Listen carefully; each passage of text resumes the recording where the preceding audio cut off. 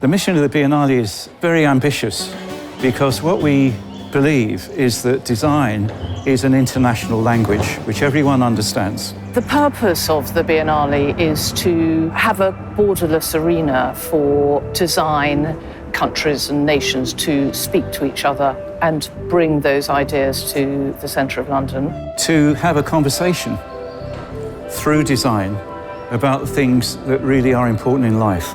And there is a feedback loop between us and the things we design. We design systems and objects and they redesign us. We're interested in everyone using the platform of design to give us a voice about them, their future, and their place in the world.